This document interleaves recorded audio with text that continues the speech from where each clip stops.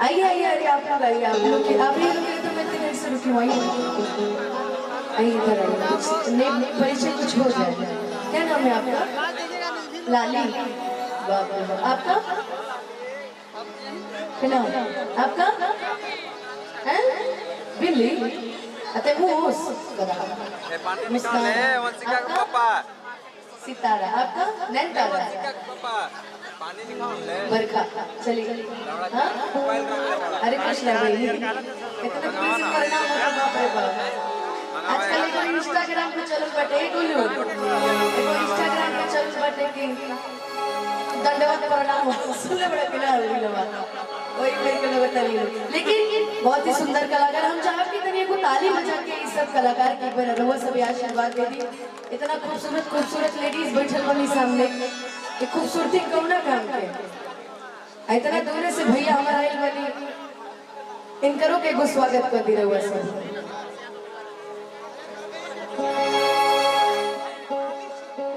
कि बड़ा नीक लागला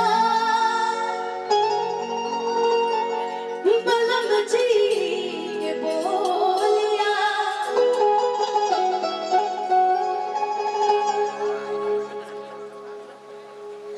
दीजिए हमको, पहले दीजिए। आधा मेरा आधा उनका है, ये सब देखते कंजूसी मत करो। अनिकेत सिंह जी, सोनाली सिंह जी, सोनाली जी कहाँ बने जी? रवा है क्या? अनिकेत जी के मिसेज नहीं, हम सोचे बाप रे बाप कि जब से ले आइल बड़े आपन घरे डोलिया। आज हमने के तिलक में आई बनी, बाकी हमने के ऐसा कार्यक्रम करके जाए के बाद कि ब्याह तक की कार्यक्रम चल है ना।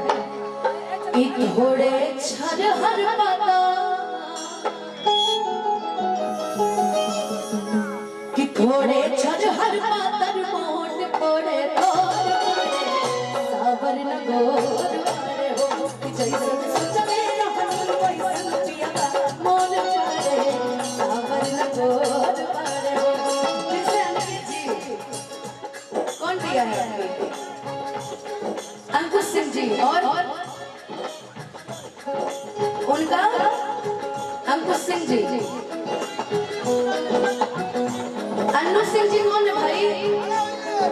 काय अन्नू भाभी, हमरो नाम अन्नू है, यही से कहते कि थोड़े छज हर पाता, थोड़े छज हर पाता मोट थोड़े और सावर न बोल कि जैसे सुचले रहनी वैसन बोल पारी सावर न बोल।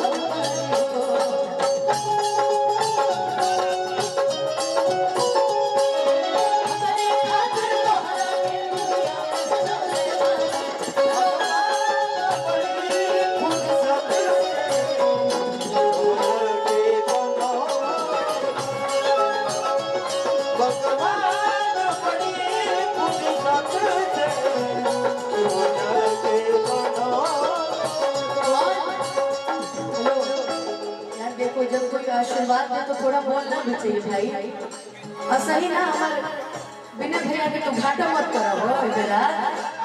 हमने 50-50 के बाद भाई बात यार वाकई देखो, ऑर्गेनाइजर ऐसा ही होना चाहिए कि जो कलाकारों को प्रेम करे, और ऑर्गेनाइजर भी 10 रुपये कमाना चाहिए। ऐसा नहीं है भैया आपने पहली बार मुझसे कुछ मांगा और हम आपको जरूर देंगे, और ये प्रेम भाई बहन का बना रहना चाहिए। पैसा क्या है भैया? कुछ नहीं है, बहुत पैसे वालों को देखे हैं, आखिरी में सब धप है, कुछ नहीं है भैया पैसा। आप निश्चित रहिए हमारे, हम ईमानदार हाई सारा ईमानदार लेके, लेकिन हम ईमानदार कि बजाज शोरूम विमोड रेहला शेहला गुड्डू बजाज जी, भैया थोड़ा राइटिंग मिस्टेक है, शेहला की रेहला रेहला, ओके ओके, गुड्डू बजाज, इनकी तरफ से बहुत सारा आशीर्वाद है भैया। 1000 रुपये आएगा कसम से, झूठ नहीं बोला एकदम मरे आपकी जैसे इच्छा कि थोड़े झड़ हर पाता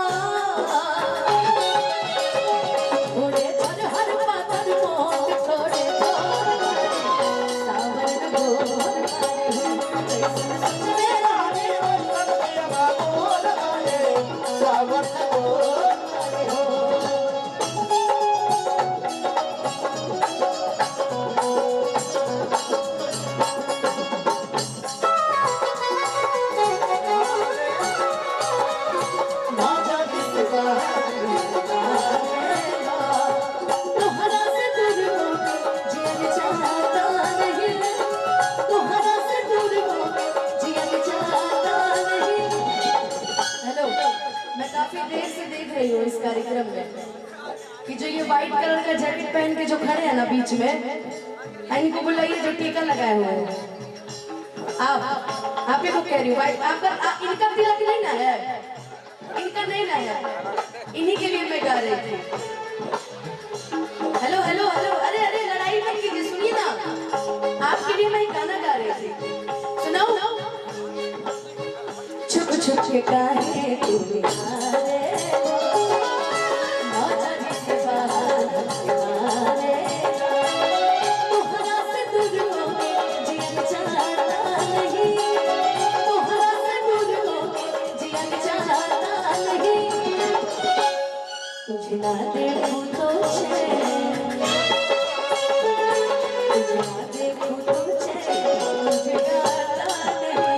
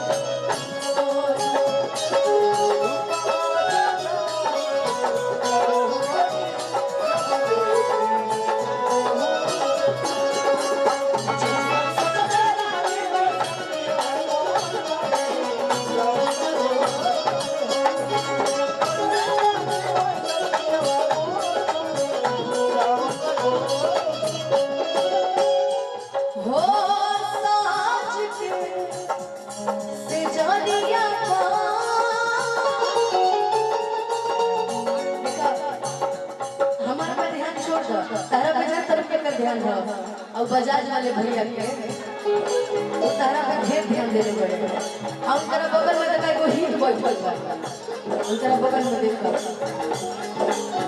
खैर इतना सुंदर परिवार, इतना प्यारा आशीर्वाद कि साज के से जारिया अरे जाबू गोरी बैठलू